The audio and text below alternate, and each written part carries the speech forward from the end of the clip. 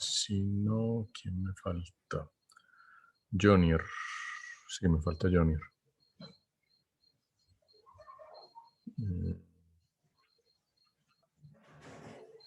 ¿Alguien quiere empezar? Con la presentación.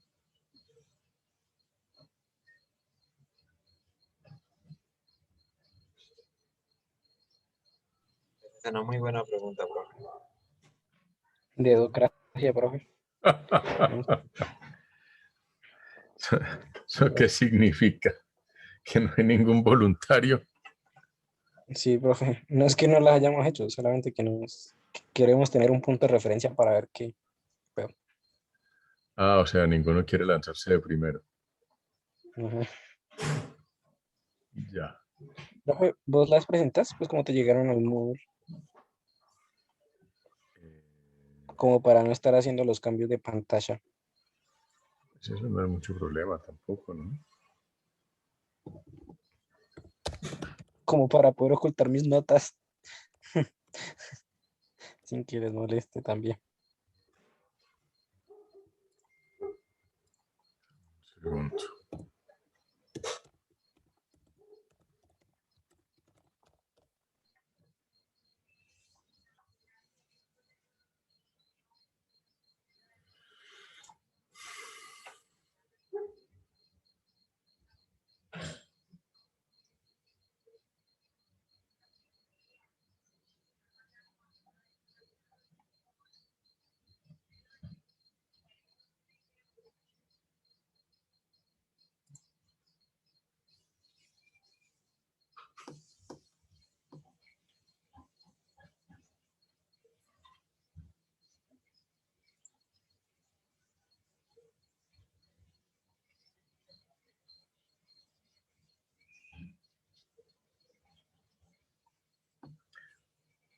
¿Alguien sabe de Junior?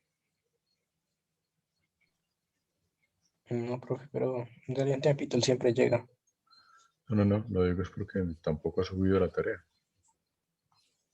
Ah, ya.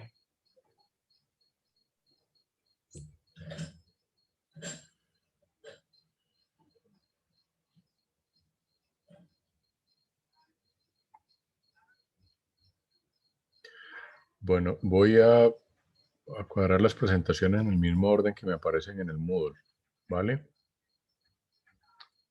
Bueno, en el Into, perdón. A mí me aparece primera Lina, segunda María, tercero Santiago, cuarto Junior, quinto Javier, sexto Cristian, séptimo Santiago Zúñiga. ¿Están de acuerdo? Sí, profe, no hay problema.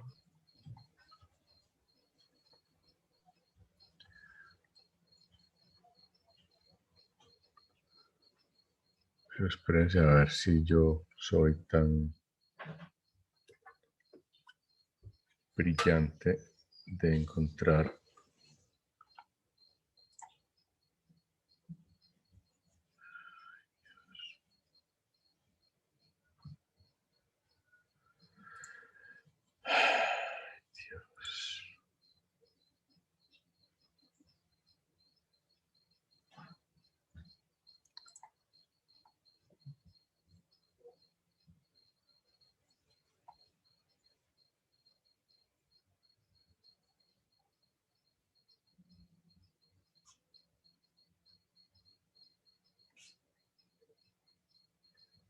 Ujú. Primero tengo que adivinar esto donde. Ah, ya, listo. Aleluya. Bien. Esta herramientica simpática.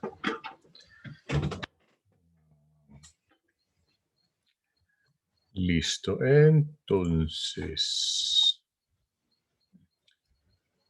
vamos a presentar por aquí Lina. Vamos entonces a compartir pantalla. Listo. Ya están viendo la pantalla. Listo. Sí, Bueno, correcto. Buenas cuando quieran. tardes. Bueno, buenas tardes. Mi nombre es Lina y pues a mí me tocó la tecnología HAPS, que es High Altitude Platform Systems, o sea, sistemas de estaciones en plataformas a gran altitud.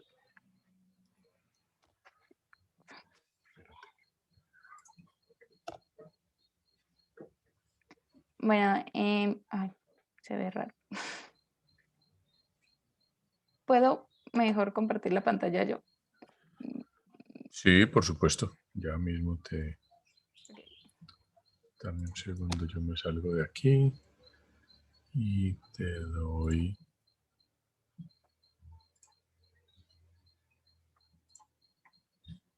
Listo, ya puedes compartir tu pantalla.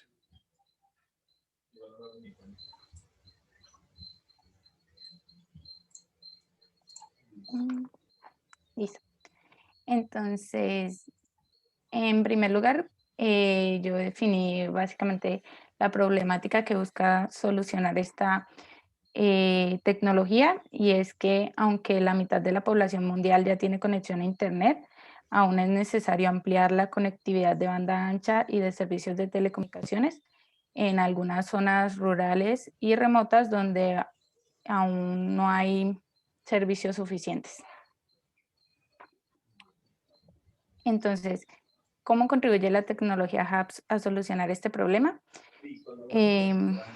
Pues básicamente los sistemas HAPS permitirían el despliegue de banda ancha inalámbrica en las zonas rurales o incluso en zonas de difícil acceso, tales como son las zonas montañeras, costeras y desérticas. Este sería más fácil debido a que los enlaces entre apps permiten prestar servicios y sin que haya necesidad de tener una infraestructura terrestre muy amplia, o sea que esto disminuiría bastante en cuestión de costos y pues en cuestión de construcciones. Y también la tecnología HAPS puede instalarse fácilmente como para solución de catástrofes, pues ya porque es más que todo aéreo y no necesita algo como demasiada infraestructura terrestre, como ya lo mencioné anteriormente. La imagen que podemos ver en la diapositiva es una visión de cómo sería la tecnología HAPS en los próximos 20 años, donde se proporcionaría conectividad eh, a los lugares remotos, tales como desiertos, las zonas costeras o las zonas montañeras. Pero entonces, ¿qué es exactamente la tecnología HAPS? La tecnología HAPS es definida como un nodo de red, es decir, un punto de conexión. Un nodo de red puede recibir, crear, almacenar y enviar datos. Un ejemplo de un nodo de red podría ser un módem que tenga una interfaz Ethernet. Es como un nodo de red que podemos definir comúnmente. Pues la tecnología HAPS es un nodo de red que opera en la estratosfera. La estratosfera es una de las capas de la atmósfera terrestre, como ya debemos saber. Y lo que sucede es que en la estratosfera es casi libre de perturbaciones meteorológicas o tales como son los rayos o las tormentas eléctricas. Entonces, ese es como un lugar adecuado para evitar como daños o para evitar básicamente que se complique el sistema. En la estratosfera están aproximadamente a una altitud desde los 20 a los 50 kilómetros. Esto depende, digamos, de en qué lugar nos encontremos. Por ejemplo, en las zonas polares, la estratosfera empieza desde los 6 a los 9 kilómetros, pero en las zonas ecuatoriales desde los 16 a los 20 kilómetros más o menos. Entonces, por lo tanto, los sistemas HAPS solamente son definidos los que están por encima de los 20 kilómetros. Y inferiores a los 50 kilómetros, que es donde termina la estratosfera. O sea que si, digamos, tenemos un sistema que esté a una altitud inferior a los 20 kilómetros, ya no sería un HAPS. Entonces, esto es el HAPS. Para el sector, para definir las necesidades del espectro, el sector de radiocomunicaciones hizo un estudio y definió que las frecuencias, digamos, de los enlaces que están desde la Tierra hasta la plataforma, o sea, hasta el HAPS, debe estar entre 396 MHz hasta los 2969 MHz. Y para los enlaces desde la plataforma, o sea, desde la HAPS hasta la Tierra, debe estar entre los 324 MHz y los 1505 MHz. Las fuentes de energía que se han pensado para las tecnologías HAPS hasta ahora es la energía solar. Esto se debe a que en la estratosfera tiene la superficie adecuada para que, digamos, el sistema tenga películas de paneles solares y para que pueda usar eficazmente la energía solar sin contaminación atmosférica.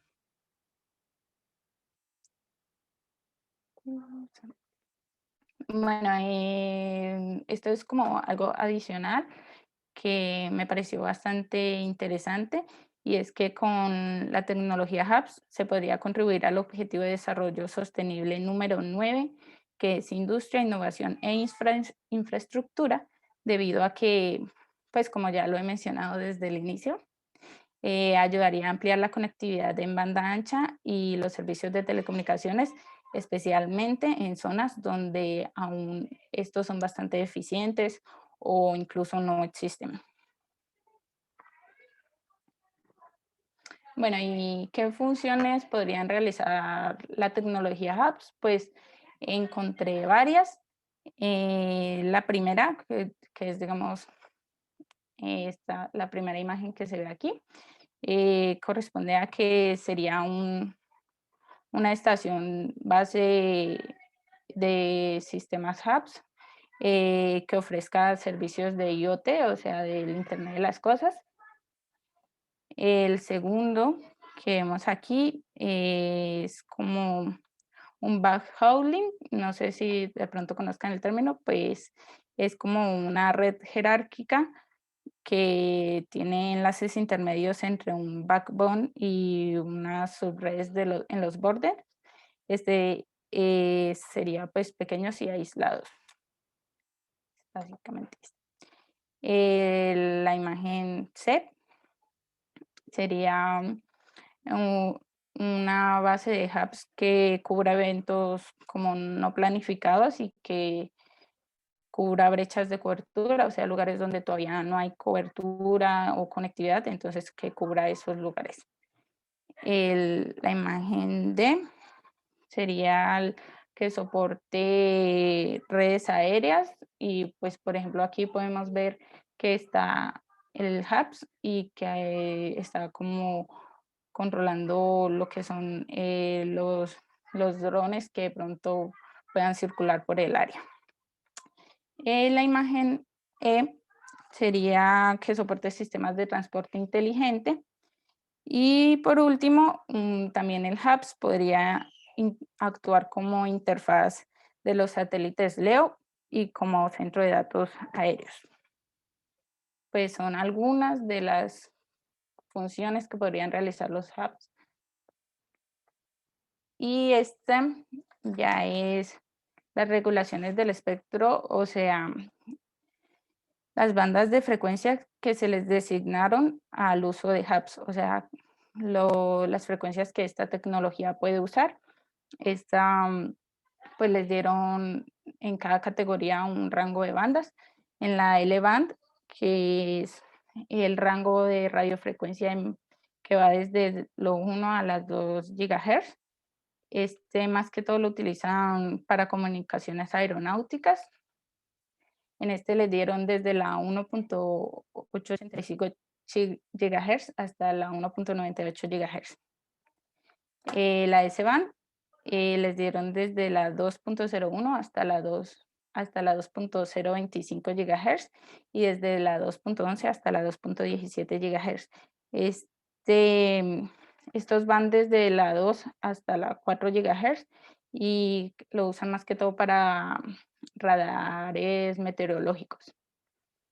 La C-band le dieron desde la 6.44 hasta la 6.52 GHz y desde la 6.56 hasta las 6.64 GHz. Estos van desde la 3.7 hasta la 4.6 GHz y desde la 5.9 hasta la 6.4 GHz. Y en la K-band le dieron desde la 21.4 GHz hasta los 22 GHz y desde los 24 hasta los 27.5 GHz. Y bueno, asimismo con la K-band y la V-band son los rangos que les dieron para que ellos puedan usar en estas tecnologías. Y bueno, ¿cuáles son los componentes del sistema de los HAPS? Bueno, tenemos una parte aérea, que es la más completa, y una pequeña parte terrestre. Entonces, en la parte aérea están los principales componentes de la red relativa al aire y tenemos dos componentes que son los subsistemas a bordo y las redes no terrestres. Los subsistemas a bordo son tres, que son control de vuelo, gestión de energía y carga útil de comunicaciones. El control de vuelo es el que básicamente se encarga de, como lo dice la palabra, literalmente controlar el vuelo. Es para manejar la estabilización de la plataforma, para controlar la movilidad, apuntar como la estación hacia la dirección objetivo, y esto lo hace por medio de sensores que midan la altitud, las direcciones, y también se encarga de gestionar la interfaz entre la plataforma y la estación de control en tierra. La gestión de energía es la que se encarga de manejar el proceso de generación y almacenamiento de energía, y también se encarga de regular el consumo de energía de otros subsistemas. Y la carga útil de comunicaciones es la que se encarga de administrar la comunicación entre, digamos, entre dos hubs o entre otras entidades. Por ejemplo, como en el caso que les mostré ahora, que el hub podría servir de interfaz para un satélite LEO, entonces esta carga útil de comunicaciones se encargaría de administrar esta comunicación entre el hub y el satélite. Y tenemos también las redes no terrestres, que representan todos los nodos aéreos que estén involucrados en los sistemas de comunicaciones hubs, como por ejemplo si una hub está conectada a otra hub o así. Y en la parte terrestre ya tenemos tres componentes, que son la estación de control, la puerta de enlace de comunicaciones y las redes terrestres. En la estación de control es aquella que se encarga de gestionar las operaciones de comunicación entre hubs y los diferentes tipos de usuarios. También se encarga de manejar el puesto de despegue y de aterrizaje, digamos, de la nave, podemos decirlo así. Y también la puerta de enlace de comunicaciones es la que conecta el hubs a la red central. Y las redes terrestres son todos los nodos o usuarios terrestres involucrados en los sistemas de comunicación de hubs, es decir, como estaciones base terrestres y usuarios que pueden ser, digamos, por ejemplo, sensores de IoT. Y bueno, problemas y desafíos a futuro, pues en realidad eran muchos, pero pues yo elegí como los que me parecieron más importantes o los que son más complejos como que de resolver.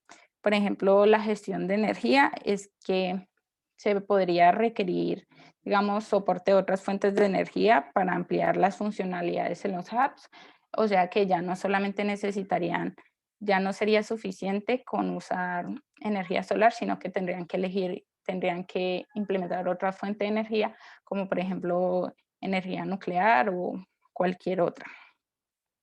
El segundo problema y es que todavía aún los hubs no tienen una forma de onda definida. Habían muchas propuestas, pero todavía no se ha definido cuál van a usar. Y el último, y que me parece el más importante, digámoslo así, es que se puedan desarrollar técnicas que produzcan un rendimiento aceptable y que no haya una sobrecarga computacional tan alta al usar estas técnicas. Pues, es el material de apoyo que usé. El segundo, de hecho, fue el más interesante, es un artículo y pues estaba en inglés, pero tiene muchísima información que pues yo puse como la información condensada o lo más importante. Y gracias. Perfecto, muchas gracias, Lina. Em, ¿Alguien tiene alguna pregunta o alguna inquietud?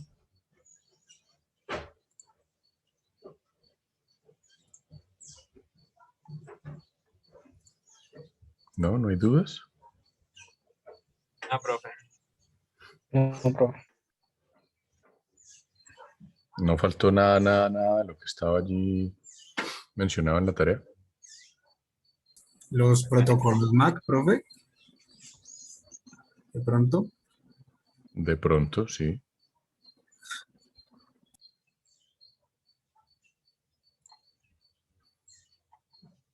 Y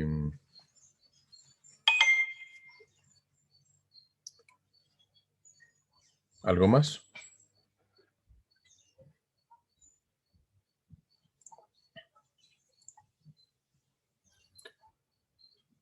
Bueno, si les parece, sigamos con María. No sé si quieres presentar o la paso yo.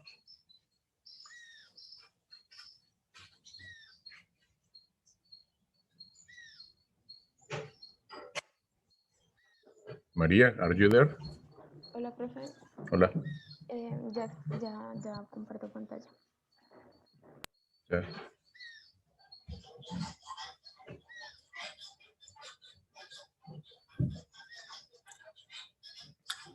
Traten por favor de no pasarse de 20 minutos en las presentaciones, ¿sí?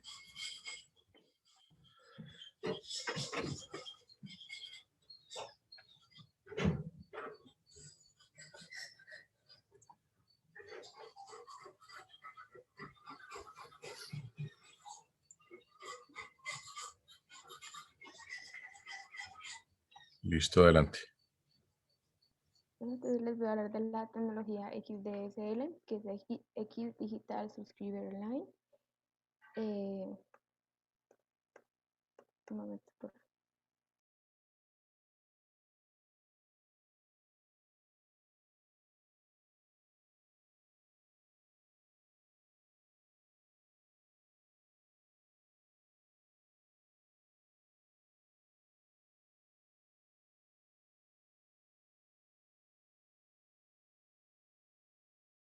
Ya, entonces esta tecnología nace de la siguiente problemática, que es que los usuarios requerían de servicios que necesitaran gran ancho de banda, es decir, necesitaban de una mayor capacidad y búsqueda de mayor sencillez en el transporte, necesitaban gestión de la variedad de tipos de información.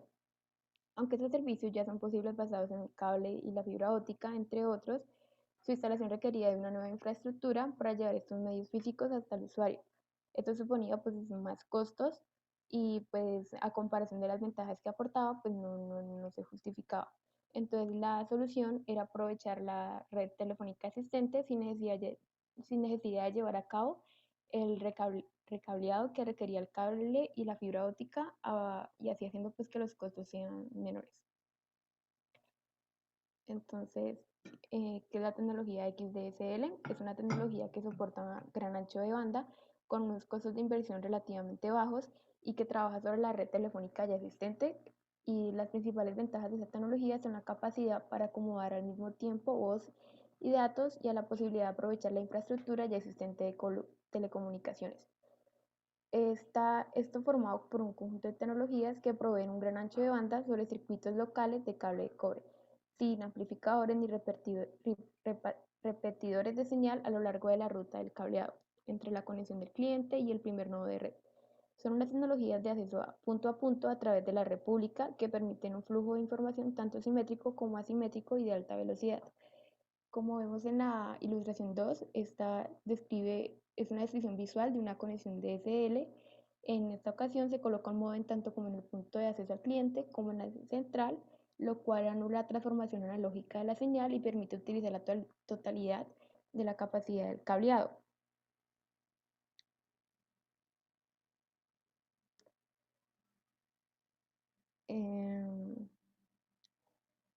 Ya que XDSL es una tecnología Modern Light muy parecida a la tecnología de los modem, en la que es requerir un dispositivo modem XDSL terminal en cada extremo del circuito de cobre. Y esos dispositivos aceptan flujo de datos en formato digital y los superponen en una señal analógica de alta velocidad. En esa ilustración es una instalación básica de splitter, que es como un separador que consistía en centralizar en una sola toma todo el cableado del cliente. Por un lado saldría el cableado hacia el módem y por el otro el cableado que improvisa en un teléfono. Los servicios de envío y recepción de los datos se establecen a través de un módem especial para la tecnología DSL, pero antes de llegar al módem los datos pasan a través de un dispositivo llamado splitter, que sería que permite la utilización simultánea del servicio telefónico básico y la línea DSL. Aunque la teoría en lo que se fundamenta teoría en lo que se fundamenta la tecnología DSL permite la separación de canales sin problema y sin necesidad de utilizar ningún splitter. Lo cierto es que la variedad del estado de las líneas de cobre ocasiona que a veces el canal de voz y el de datos puedan provocarse con pequeñas interferencias entre sí y por eso se utiliza el splitter para que elimine todo el espectro de ondas que sobran para la comunicación telefónica y lo mismo para la transmisión de datos.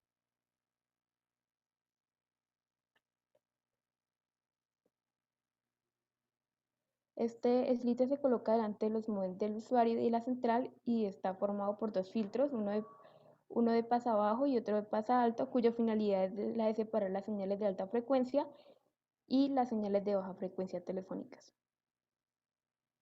Pero este uso de este slitter puede ocasionar ciertos inconvenientes al usuario final de servicio, ya que debería realizar una instalación nueva y un cableado nuevo, dependiendo de si la terminal se encuentra en un teléfono o un ordenador.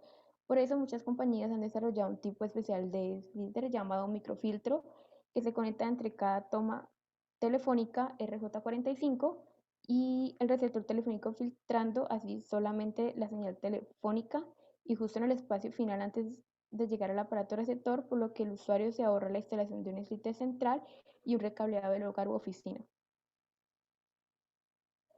El envío y recepción de datos. Para el envío y recepción de datos se utiliza un canal downstream, que este canal discurre desde la central telefónica hasta el usuario, con el que se puede alcanzar velocidad entre 1,5 megabits y 6,3 megabits por segundo.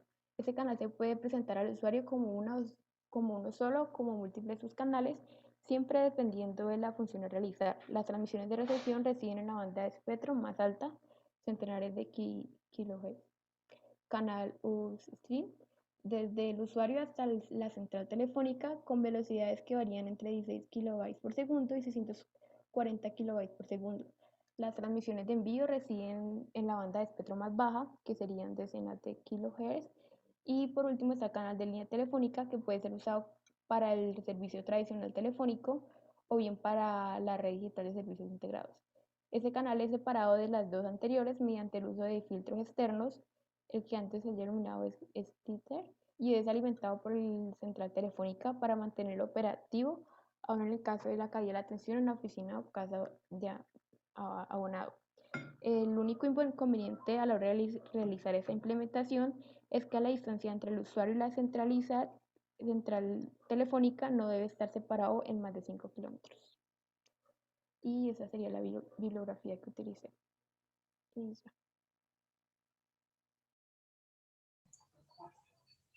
¿Tienen alguna pregunta?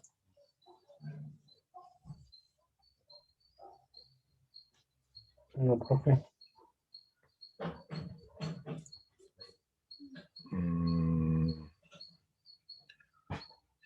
¿A alguien le sonó eso de la red digital de servicios integrados?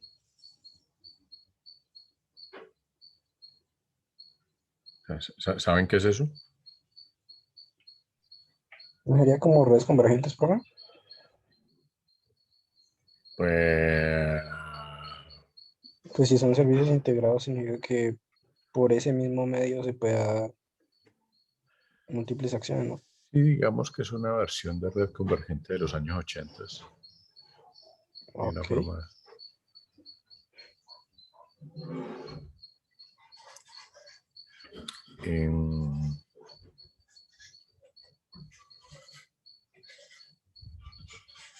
Bueno, solamente una pequeña observación para hacer la revisión. La tecnología DSL es una tecnología que ha venido cambiando a lo largo de los años.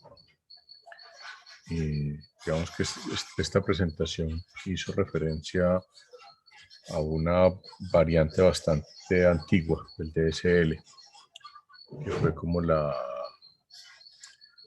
fueron los primeros DSL que salieron al mercado. Y por eso se hace referencia todavía al splitter y a la distancia central telefónica de 5 kilómetros.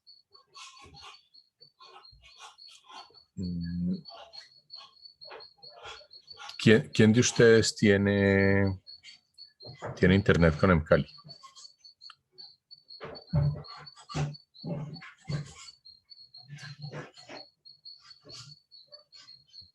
¿Ninguno? No, profe. Bueno, profe, al parecer. A mí me llega por la coaxial Oh, de TV. ok. Y allá en Popayán, ¿cómo es que se llama ahora? ¿Emtel? Entel sí tenía antes, pero era muy malo, profe. Pero ellos todavía ofrecen internet. Sí, todavía siguen ofreciendo internet, profe. Ya.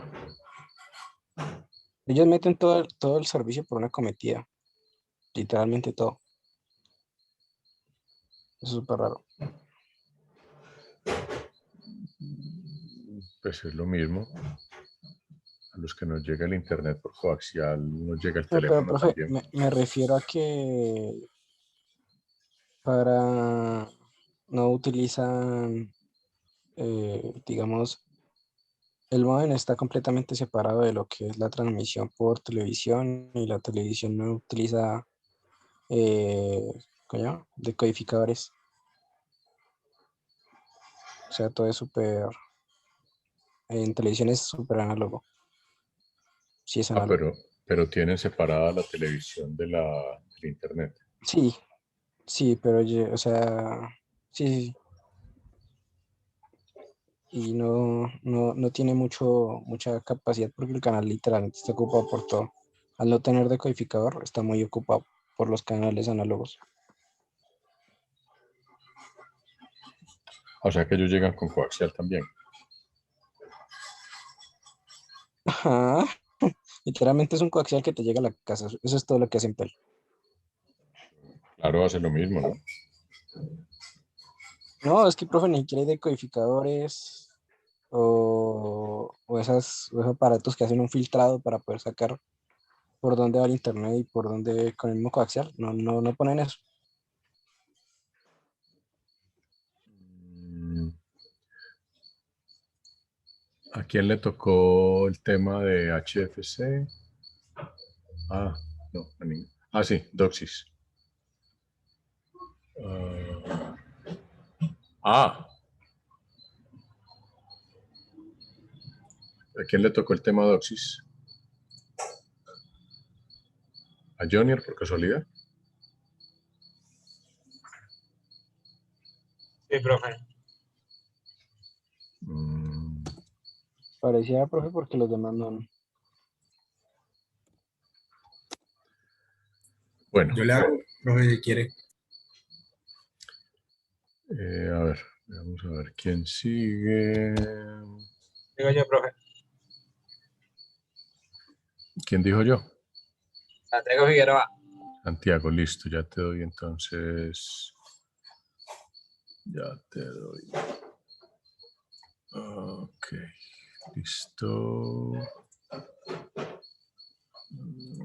Listo, ya tenés permisos para compartir.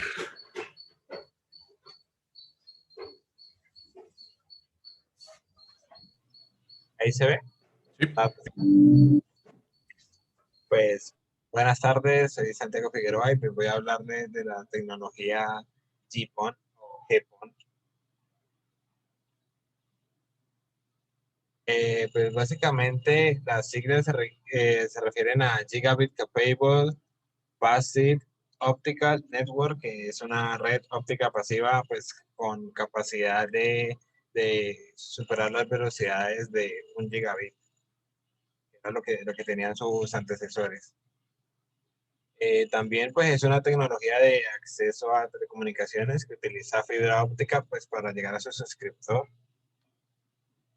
Eh, sus elementos son una OLT, que es una terminación de línea óptica, que es básicamente un elemento activo que está situado en el centro, o sea, es como la parte principal de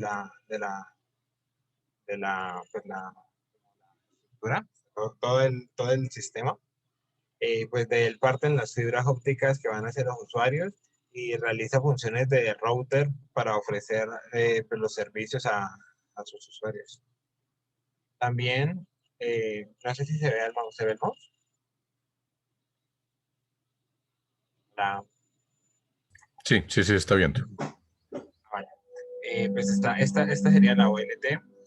También estos elementos que son divisores ópticos, lo que hacen es, pues, su nombre lo dice, dividir la, pues, la luz, o sea, la señal que va por la fibra, y pues puede ser como este que divide en dos o de estos que dividen para más. Eh, Acá pues estas son lo que se denominan ONTs, que son terminaciones de redes ópticas, que son los elementos que pues, están en las casas de los usuarios o pues en las empresas que tengan ese servicio. Eh, algo pues que es triste es que entre las ONTs y las OLTs no hay interoperabilidad. Es decir, si tú vas a montar un sistema de estos, tanto la OLT como la ONT tienes que comprárselas al mismo fabricante. Y bueno, entonces las ONTs pues eh, tienen tres tipos de interfaces. Una es las que suelen alcanzar velocidades de hasta un gigabit por segundo, que son las que normalmente van para usuarios o para empresas para la parte de servicios de Internet. Otra interfaz que es la RJ11, que es para teléfonos análogos y servicios de voz. Y otra que es dedicada más que todo a servicios que son pues directamente para empresas. Ahora, además de la ONT, también hay otra cosa, otro elemento, que sería MDU, que es como varios NTs en un mismo elemento, y pues básicamente hacen pues lo mismo, solamente que pues, son varios, pueden dar conexión a varios usuarios en lugar de solo uno como hace la ONT. Pues de estos últimos elementos, pues hay dos tipos, o bueno, hay varios tipos, pero se destacan más que todo dos, que es el MDU, que usa la tecnología XDSL, descrita por la compañera que expuso antes de mí, que pues básicamente tiene todas las ventajas de la tecnología, pero también todas sus desventajas. Y el otro modelo que también destaca son las MDU con interfaces FAST o Giga Ethernet, que pues, básicamente lo que hacen es pues están equipadas con una gran cantidad de interfaces Ethernet que permiten dar servicio a un edificio que esté cableado con UTP o pues a una empresa. Las tasas de transmisión, pues tienen pues varias, pero digamos que como las principales son un tráfico simétrico de 622 megabits por segundo, o un tráfico simétrico de 1.25 gigabits por segundo, o un tráfico asimétrico de 2.5 gigabits segundo en sentido descendiente, o sea, pues para descargas, y 1.25 gigabits por segundo ascendente, lo que quiere decir para subir pues, archivos en general. Ahora, características técnicas. Pues estos sistemas tienen poseen multiplexación de la información, que básicamente es poder mandar varias señales diferentes en una misma fibra, usando, pues dividiendo la longitud de la onda. También tienen, pues la potencia y el alcance se definen básicamente entre, pues es que los equipos, los activos, pues vienen dados por, pues vienen dados por la atenuación máxima que pueden soportar, pues sin perder el servicio. Y pues eso lo que quiere decir es como que la distancia la define, pues digamos, cuánto soporta la señal sin perderse, desde que sale de la OLT, que sale pues con la potencia máxima que puede ofrecer la OLT, hasta la potencia mínima que pueda, pues antes de que la ONT no entienda lo que la señal que le mandaron. Es como el rango que tienen, y pues eso es lo que define la distancia. Entre más, digamos, como entre más diferencia haya, es como más la distancia que puede llegar a hacerse un sistema de estos. Ahora, cuando estamos hablando de lo que sucede, pues, en el sentido ascendente del sistema, lo que ocurre es un proceso parecido al TDMA, en donde la OLT lo que hace es controlar el canal ascendente y asigna ventanas de tiempo a las ONTs para subir, pues, la información que ellas requieran subir.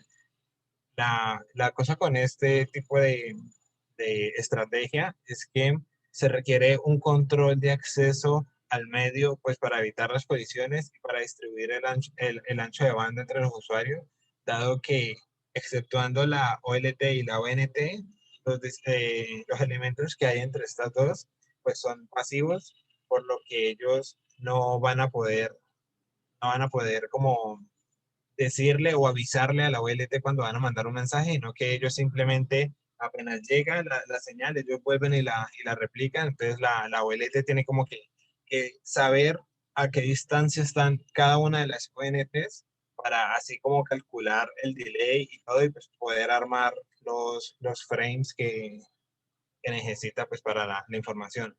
Y en el sentido descendente, lo que utiliza es broadcast, que básicamente consiste en que la OLT a todas las ONTs les manda la misma información, o sea, les manda toda la información. Y ahí directamente la ONT lo que hace es filtrar los datos y solamente recibir los que pues, son para ella. ¿Qué otra cosa? Pues como lo había dicho antes, en el sentido ascendente, pues la OLT necesita saber dónde están cada uno de sus usuarios, o bueno, más precisamente hablando, las ONTs. Y pues para ello lo que tiene es un elemento denominado número de serie de ONT, que lo conoce tanto la ONT, pues la que le pertenece ese número, como la OLT, que es pues quien la conoce. O sea, es como una especie de directorio de ONTs que ya tiene la misma OLT. La configuración remota es una característica que se ha implementado, pues, primero para empezar como a avanzar en búsqueda de la interoperabilidad, ya que pues la configuración remota ayuda a que haya eso. Y también pues para reducir costos, en el hecho de que no tenga que ir un operario hasta la casa del cliente, pues para poder, pues, arreglar que haya pasado. Pues esta misma configuración remota lo que hace es establecer un canal de gestión entre la OLT y la ONT. Pues este canal pues incluye gestión al rendimiento, la monitorización de alarmas, de fallos y de prestaciones para hacerlo más, pues más, para poder hacerlo a distancia.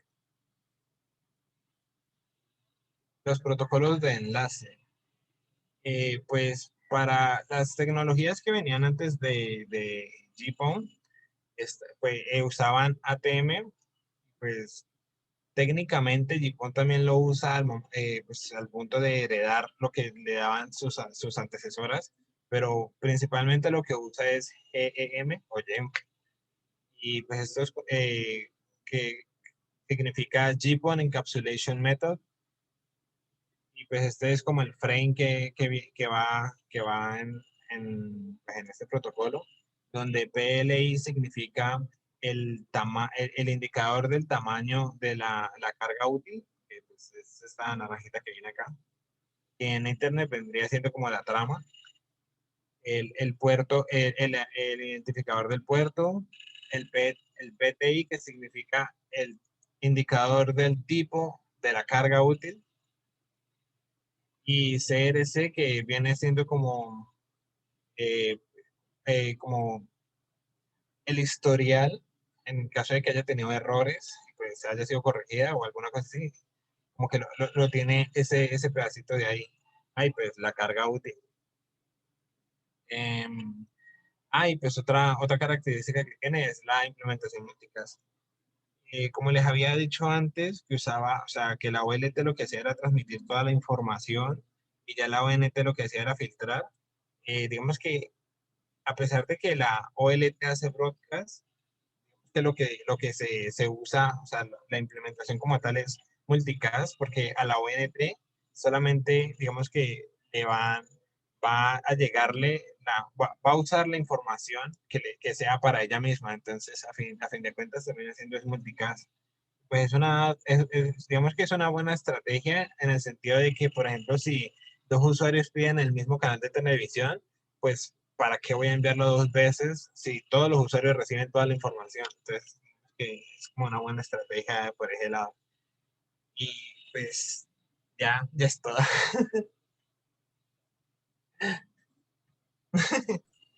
Gracias. Ok, muchas gracias.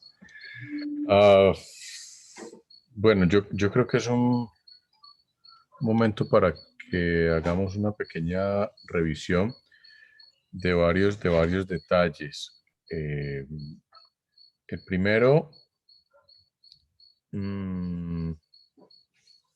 se habló de broadcast y luego se habló de multicast.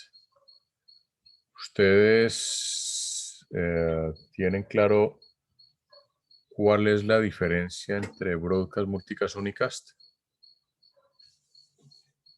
Unicast es uno solo, broadcast es todos y multicast varios, ¿no? Sí, Listo. Entonces, en ese orden de ideas, en el caso de GPON, estamos hablando de cuál de las dos, de broadcast o de multicast. pareciera más multicast, porque no creo que vayan a mandar a toda la red toda la información. O sea, es que digamos que lo que hace la OLT como tal, como broadcast, pero el funcionamiento del sistema tal cual es multicast, porque las ONTs filtran la información que no va para ellos. Es como que pues solo pasa lo que sí va para ellos, que es como en esencia lo que es el multicast. Es que ahí acabaste de dar en un punto, en un punto bien interesante, y es que cuando normalmente hablamos de multicast o de unicast, solemos referirnos a nivel 3, ¿sí? O sea, esa terminología de unicast, multicast, broadcast suele estar referida a nivel IP, a nivel 3. Sin embargo, cuando vos haces referencia al broadcast en la red GPON, estás haciendo referencia a un broadcast en el nivel físico. Entonces, ahí hay una pequeña diferencia que no sé si alguno de ustedes se lanza a, a comentar sobre eso.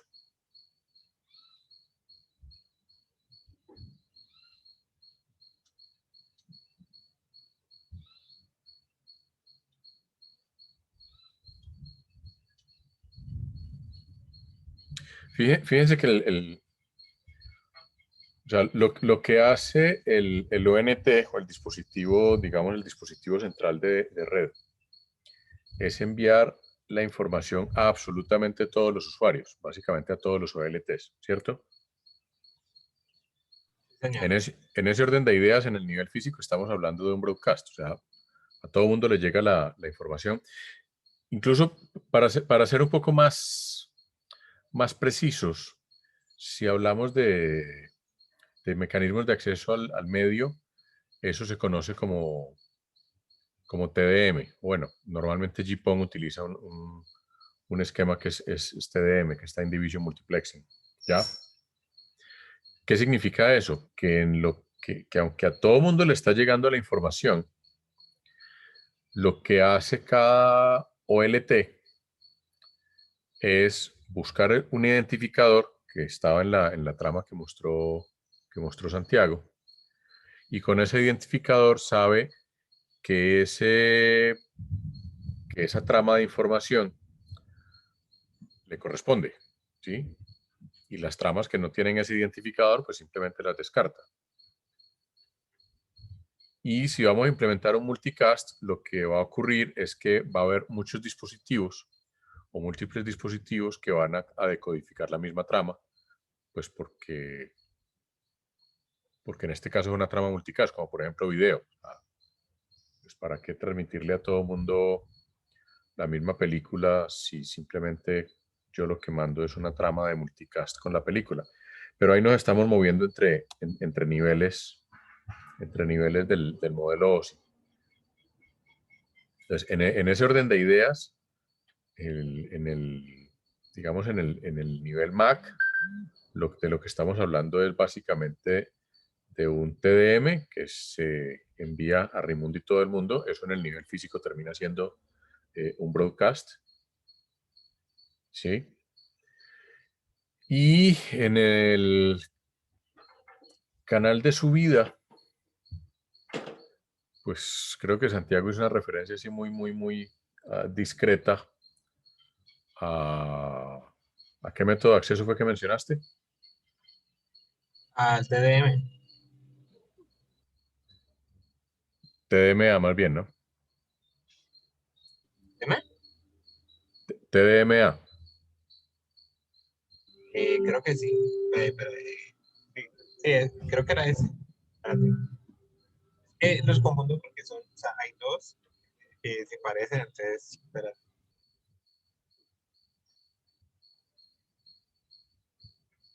Ajá, es el TDMA, ¿Y cuál es el otro que se le parece? ¿El TDM? que no tiene la A. ¿Alguien sabe cuál es la diferencia? Además de la A, por supuesto.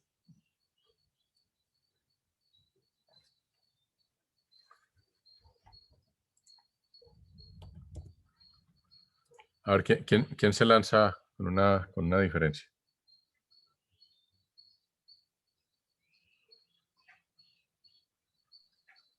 Profe, ¿no sería de acceso y no acceso? Sí, por ahí va la cosa. Por ahí va la cosa. Ya, hasta ahí me llegó el foco, no tengo más. Bueno, a ver, el tema es que, digamos que cuando se trata del enlace de bajada, normalmente se habla de esquemas como TDM o FDM o FDM, por mencionar tres que son bastante utilizados. Mientras que cuando hablamos del enlace de subida, se suele hablar de TDMA, FDMA o FDMA.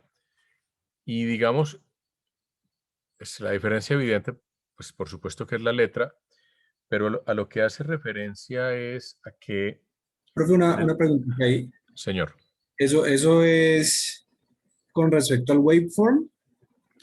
¿El waveform no es que con se respecto, utiliza en el downlink o algo así, o en codificación? O... no es con respecto a la forma de onda, es con respecto a la forma como se insertan los datos en la trama de nivel físico.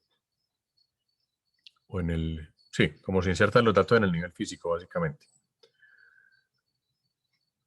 Y es en el enlace de bajada, digamos, todo el mundo está escuchando. Cuando son este tipo de canales compartidos, lo que suele ocurrir en el enlace de bajada es que absolutamente todo el mundo está escuchando la información porque el canal es compartido. O sea, si yo estoy en este momento, que yo estoy hablando, pues todos ustedes están escuchando lo que yo estoy diciendo. Pero si yo en un momento digo, ve, Santiago, tal cosa, pues los demás no se dan por aludidos. Puede que hayan oído lo que yo digo, pero no se van a dar por aludidos porque yo dije Santiago, o sea, un identificador donde me estoy dirigiendo a alguien en particular.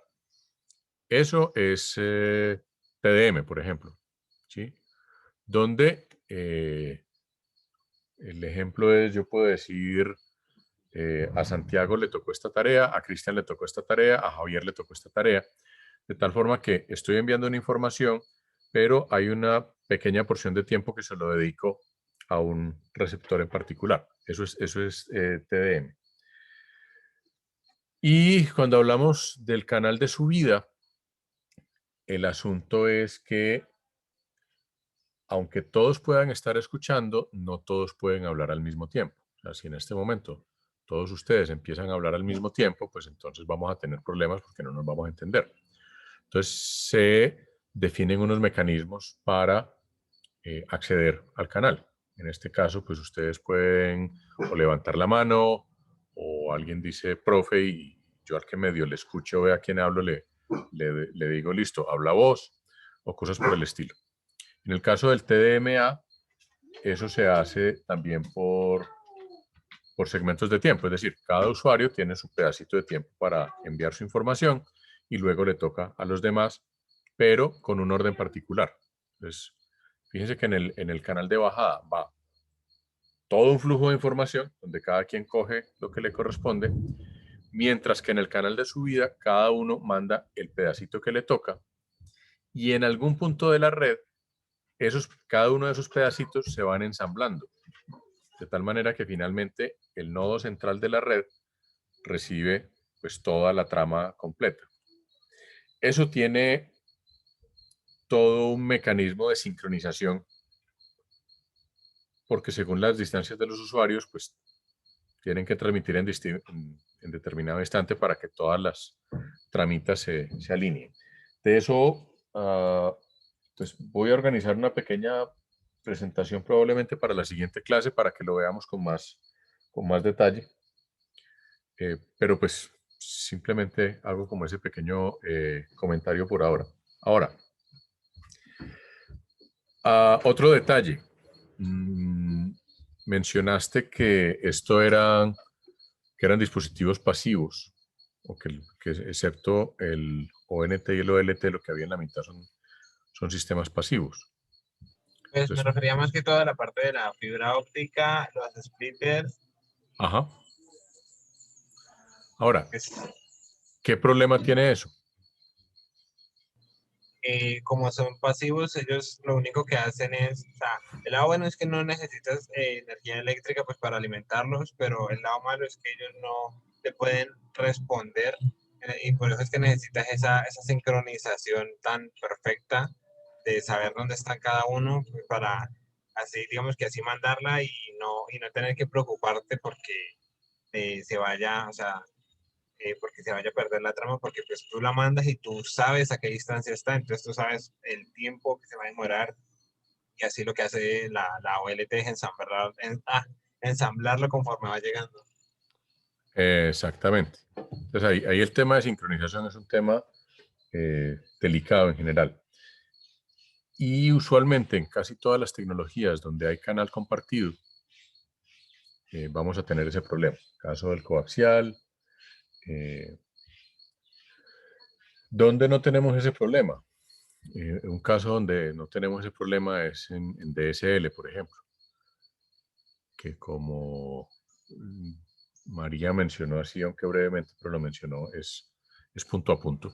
Es decir, básicamente funciona muy parecido a como un switch de Ethernet, que simplemente pues la comunicación es uno a uno, hasta que pues ese DSL llega a un determinado punto donde eventualmente se conecta con una red chipón, que es la otra opción que puede haber. ¿Listo?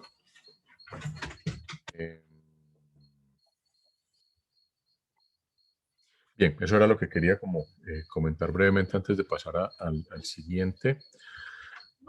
Jonier pues sigue sin aparecer, así que voy por el siguiente.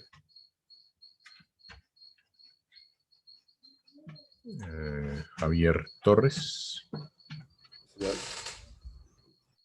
Ya te doy permisos.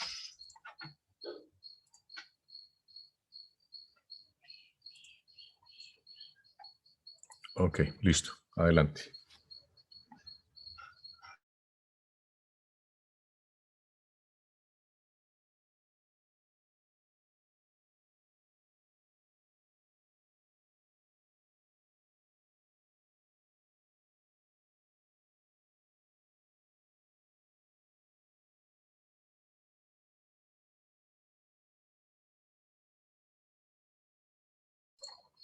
No te estamos oyendo, Javier. Tener el micrófono silenciado. Sí. Bueno, lo que está diciendo es que creo que va a uno empezar como entendiendo un poquito qué es lo que significa estar en órbita, ¿no? Entonces, en física uno veía que cuando uno como que lanza un objeto en movimiento parabólico, su velocidad horizontal es independiente de la vertical, ¿no? O sea, él como que va cayendo, pero la horizontal la mantiene. Entonces, ¿qué pasa si la velocidad horizontal es lo suficientemente rápida para que la caída, digamos que sea más que el radio de la Tierra? No sé si entiende un poquito lo que digo. O sea, digamos que normalmente el objeto viene aquí chin, y cae. Pero ¿qué es lo que pasa si cuando viene para acá y va cayendo, como que se pasa el radio de la Tierra? Pues entonces él se queda cayendo eternamente. Y eso es lo que quiere decir estar en órbita. Ahora, uno puede hacer cálculos para ver cuál es la velocidad que se necesita, dependiendo de a qué altura es el objeto. Y resulta que a esa altura determinada, unos 35.000 kilómetros de la superficie, la velocidad necesaria para que se mantenga en órbita es exactamente la misma que la velocidad de rotación de la Tierra. ¿Qué quiere decir esto? Que si nosotros metemos un objeto a esa altura y lo movemos a esa velocidad horizontal, él se va a quedar como fijo respecto a la Tierra. Además, suponiendo que su plano orbital está alineado con el ecuador. No sé si se entiende bien con lo que dije ahí.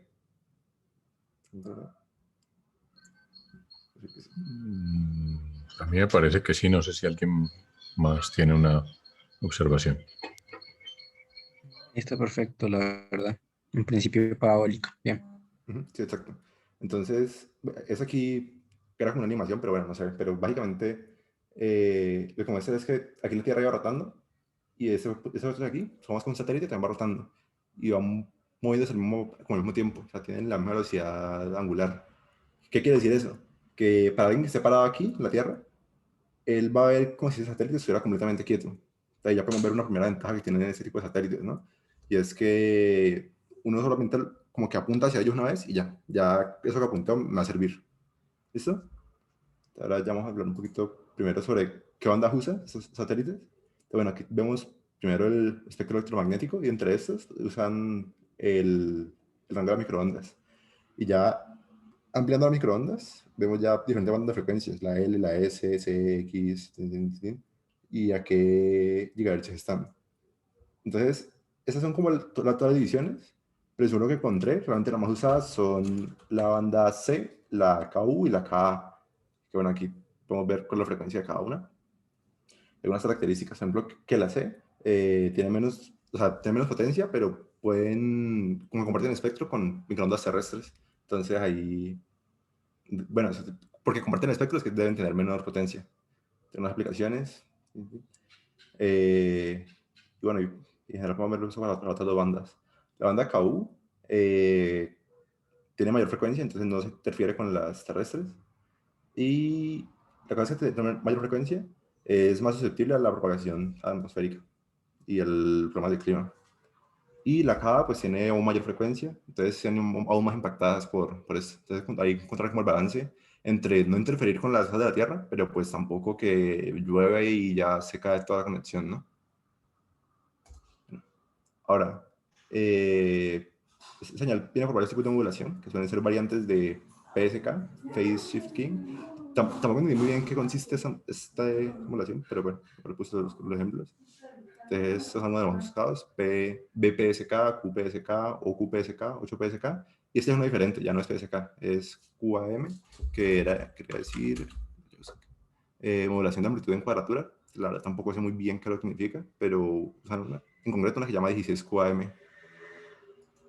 Bueno, ahora, ¿qué inconveniente tiene este tipo de satélites? Que es la latencia. Entonces, hagamos un calculito sencillito. ¿Cuánto tiempo se demora en llegar la señal desde la Tierra hasta la órbita?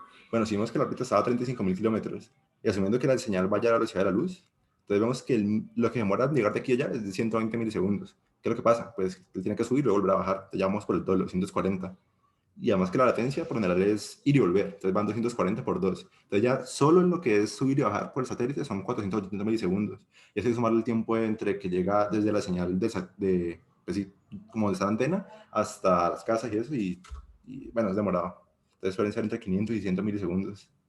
Y ese es el mayor inconveniente de este tipo de medios, digamos. Ahora, cuando trabajas de transmisión, te voy a mostrar aquí una página que encontré. Hay como páginas en las que uno puede hacer los cálculos de acuerdo al symbol rate y al bandwidth. Y uno me dice como que, bueno, quiere este tipo de modulación y eso, y él te muestra cuál es la tasa de transmisión. Entonces a mí me interesa un poquito más como, bueno, ¿cuál es el máximo que has alcanzado en satélites estacionarios? Entonces resulta que hay un tipo de satélite especial que se llama HTS, que es High Transfer Satellite, que se alcanzan tasas de más de 100 gigabits por segundo, que es más de 100 veces la de un tradicional, que son los FSS. En concreto, hubo uno en 2011 que se llama Viasat-1, que en el momento en el que fue lanzado, como en octubre de 2011, tenía una tasa de transmisión de 140 gigabits por segundo, que era mayor que el resto de satélites comerciales de América del Norte juntos. Entonces, ese tipo de satélites alcanza tasas altísimas. Ahora, ya en cuanto a lo que es métodos de acceso, pues eso, resulta que para el mismo transpondedor, que es la mezcla entre eso, un transmisor y un respondedor, hay muchos operadores, muchos usuarios que quieren usarlo, ¿no? Que quieren usar el satélite. Entonces, por eso es necesario hacer una multiplexación.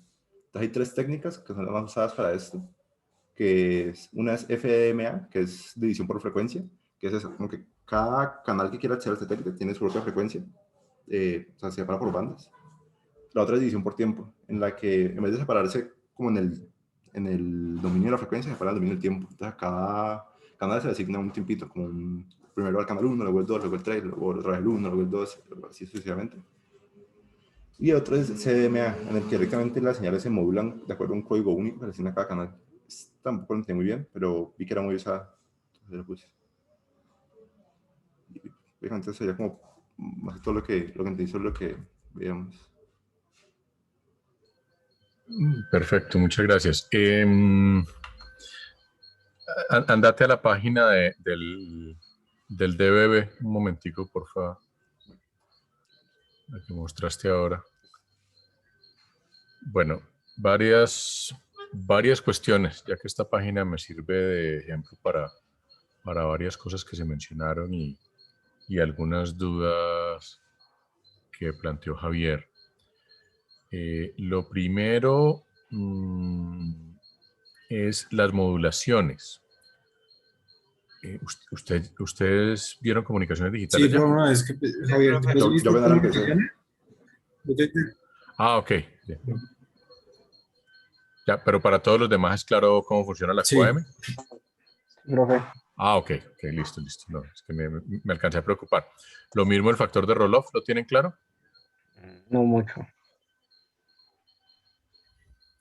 Bueno, Ustedes se acuerdan que por allá en señales y sistemas hablamos de una cosa que era el pulso de Nyquist, el pulso ideal. Ujú, sí, profe. Sí, sí. Listo. Ese factor de Roloff es una relación que básicamente me dice qué tanto se aproximan los pulsos digitales que yo estoy modulando, que estoy enviando, al pulso ideal de Nyquist. Ese factor de Roloff usualmente está entre 0 y 1. Mientras más cercano a 0 sea ese factor de Roloff, pues más se me va a parecer el pulso al ideal, o sea, a ese pulso perfectamente cuadrado en el dominio de la frecuencia, o a ese pulso que se parece a una función sinc en el dominio del tiempo. Y mientras más alto sea, pues lo contrario. Es decir, mientras más cercano a 1 sea, pues ese pulso más se va a parecer a un cuadrado en el dominio del tiempo, o sea, va a ser más malo. En este estándar particular, en el S2, el Roloff factor, si no me falla la memoria, creo que baja hasta 0.2. Si quieres, dale al desplegable. Bueno, hasta punto 1 en la versión más nueva. Listo. En la versión más nueva del estándar, hasta 0.05. Eso significa que la tasa de transmisión con respecto al punto 35 casi que se puede duplicar por cuenta del diseño del pulso. Eso es un avance relativamente reciente. El estándar de VBS es un estándar que ha evolucionado bastante. Como ven, hay un S2 y un S2X.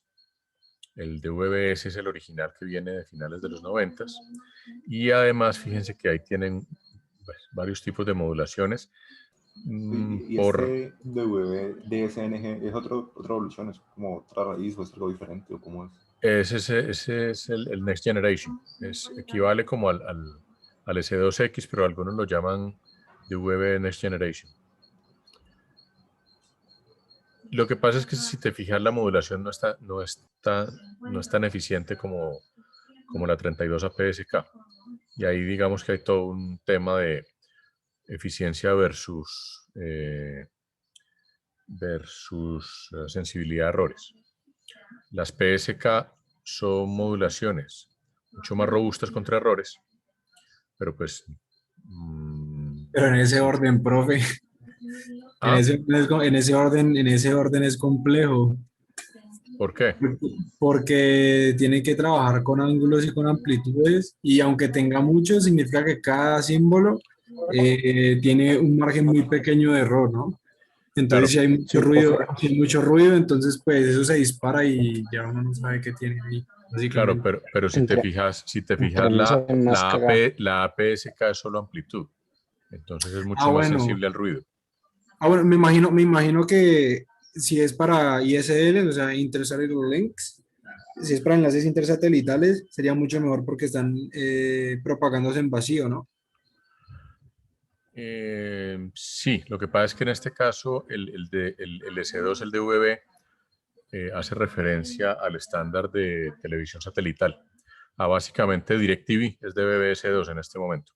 No recuerdo DirecTV con cómo modula, pero básicamente ellos implementan DVB S2. Y si ustedes miran a la derecha, está también la opción del DVB-T, que es el que usamos aquí en Colombia para televisión terrestre. ¿Ya? Y lo otro entonces fíjense que ahí ese les permite a ustedes calcular, de acuerdo al ancho de banda que tienen disponible, en este caso 36 MHz, que es un ancho de banda típico de un transponder, con las combinaciones de modulaciones y demás, les va a decir entonces cuánto es la tasa de bits que finalmente van a tener.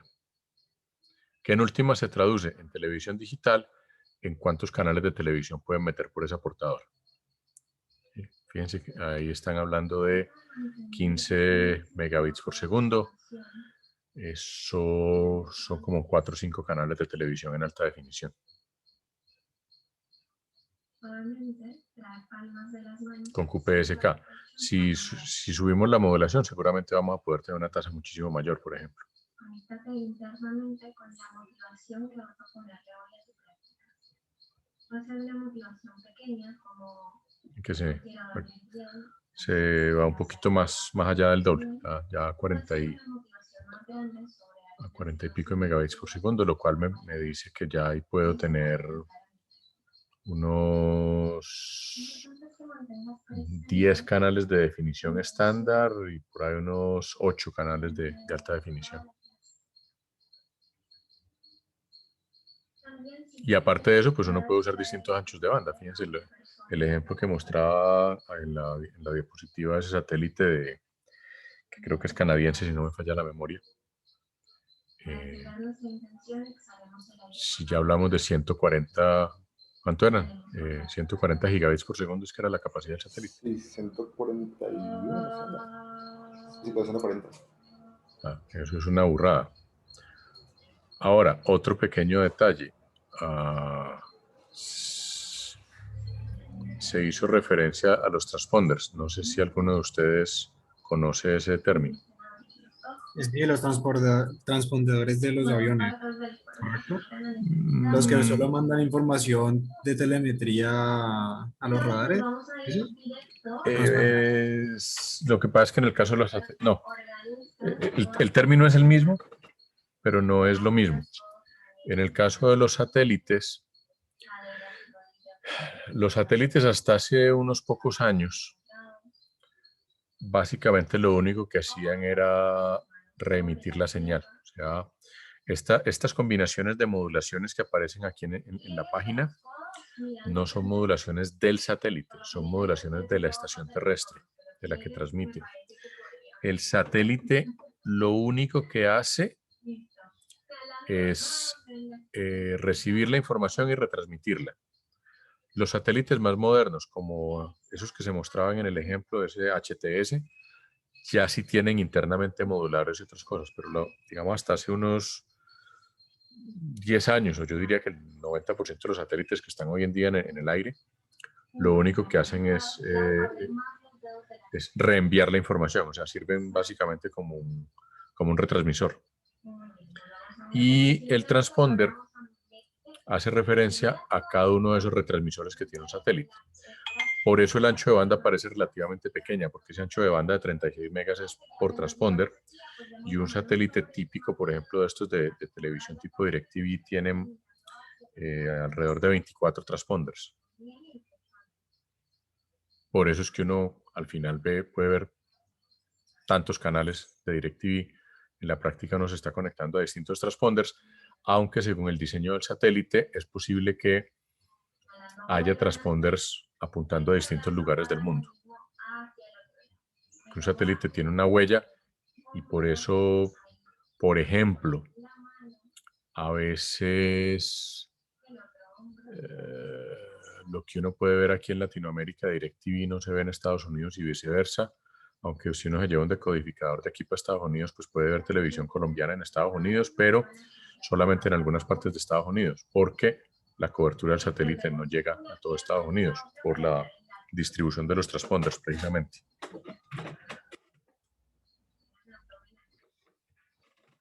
Otro detalle es... Profe, y si no se lleva el decodificador, tocaría como también saber dónde apuntar la antena, ¿no? Porque tiene que ir a...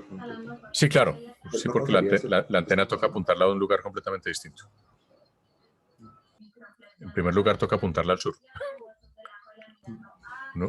Si ustedes se fijan, aquí las antenas de DirecTV siempre están apuntando hacia el oeste. Mientras que cuando uno se va al hemisferio norte, toca apuntar la antena hacia el ecuador, porque los satélites están sobre el ecuador.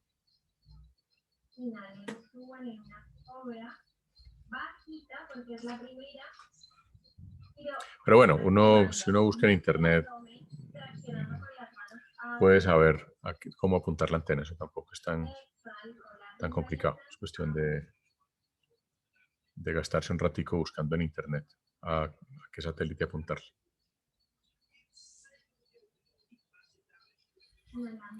Bueno, con respecto a los mecanismos de acceso al canal, como ya les dije, pues vamos a hacer una... Yo voy a hacer una presentación para explicar mejor esos mecanismos de acceso al canal. No sé si... Mejor dicho, ¿ustedes qué tan claro tienen esos mecanismos de acceso al canal? TDMA, CDMA, FDMA o FDMA.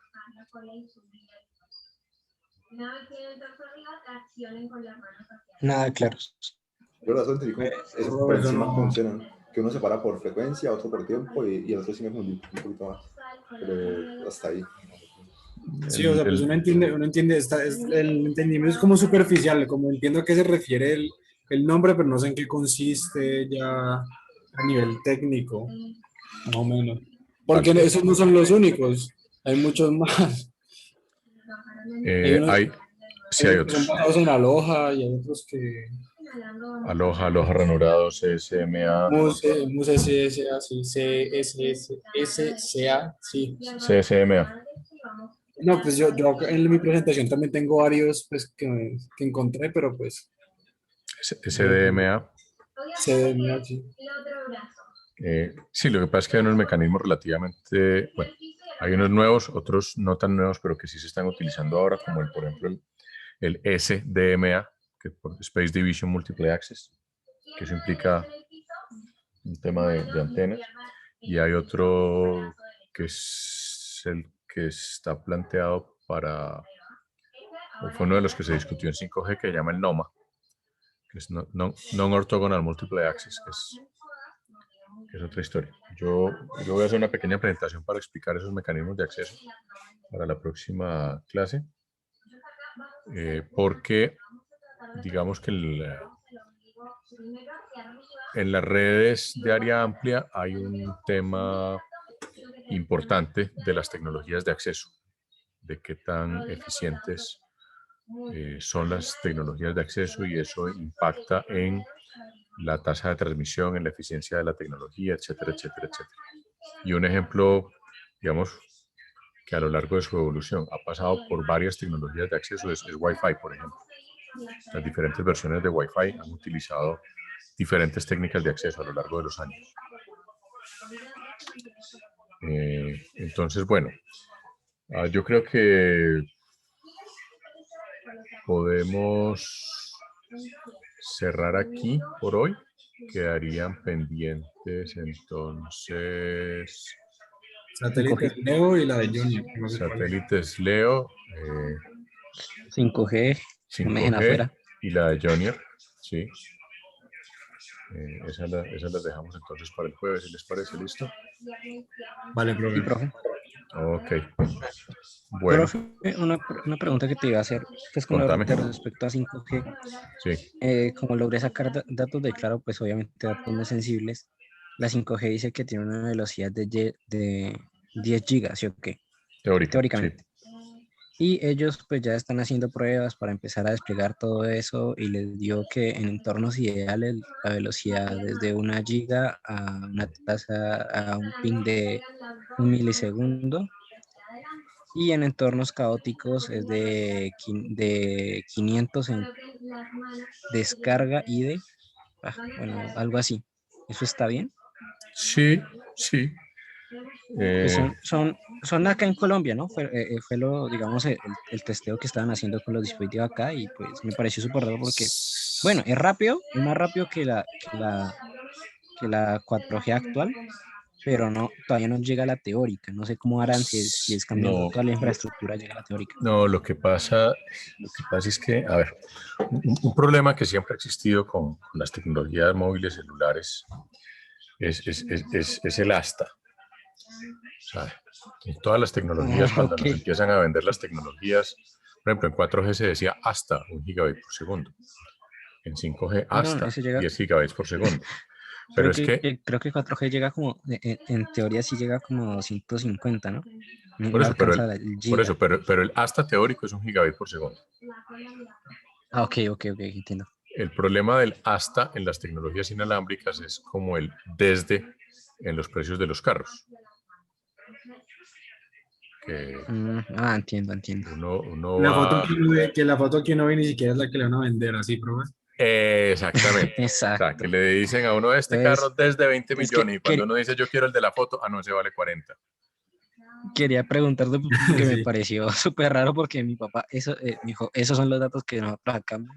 Le sirven", y yo, Sí, bueno, pero, o sea, porque yo estaba muy apegado al asta. pero te hago dos comentarios rápidos. Y es, el asta de 5G necesita unas portadoras de más de 400 megahertz. Sí, Esas portadoras solamente se pueden lograr en las bandas altas, en las bandas milimétricas, que son las bandas de 26 y 28 gigahertz, que aquí en Colombia no las hemos sí, desplegado. exacto. Yo me imagino que acá estamos utilizando bandas medias, ¿no? Aquí Porque la banda idea media es que o banda alta porque no, se supone que en entorno urbano es de 1 kilómetro la aquí cobertura vamos, de antena. pues yo no sé claro qué bandas va a utilizar. Lo más probable es que 5G se vaya a desplegar en la banda, en banda C, en la banda de 3500 MHz, pero existe la posibilidad de hacer despliegues de 5G en la banda de 700 MHz. El tema es que la banda de 700 MHz no te da portadoras de máximo 20 megas, y eso significa que en la Sí. práctica vas a tener la misma velocidad que 4G. O sea, ni un bit por segundo más, ni un bit por segundo menos. ¿No? Ok. Pues sí, igual, profe, de 5G no encontré tanta información como esperaba. Pareció raro. Pues de Colombia, ¿no?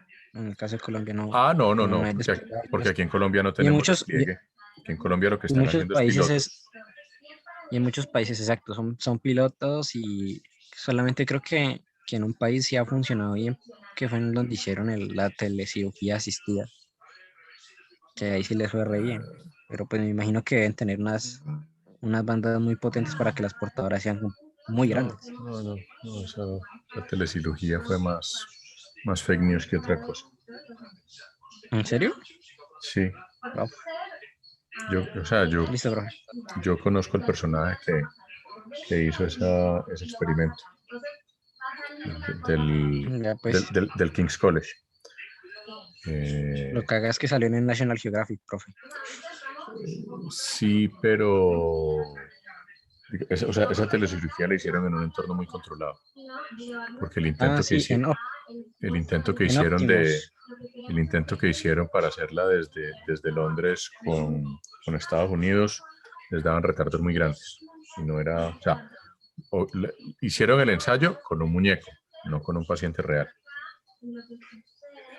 Ah, ok, entiendo. porque los retardos, mejor dicho, Igual afecta. la situación era que cuando el médico estaba viendo que estaba poniendo el bisturí en un punto, en realidad lo estaba poniendo un centímetro a 1 centímetro de distancia donde él creía que lo estaba poniendo. Cuando vos estás rajando a un Mm, cristiano, pues moverte 1 centímetro puede ser complicado.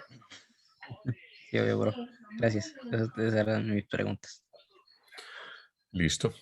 Bueno, muchachos, entonces nos vemos el jueves. Muchas gracias. El jueves hacemos como un resumen de todas las presentaciones. En general, digamos que hay cositas por revisar, pero en general están bastante bien. Igual el jueves Listo, hacemos profe. como una ronda para revisarlas todas, entre todos. ¿Listo? Vale, profe, Muchas gracias. gracias, Listo, profe. profe. Gracias. Bueno, nos Gracias. Hasta vemos. luego. Chao, chao.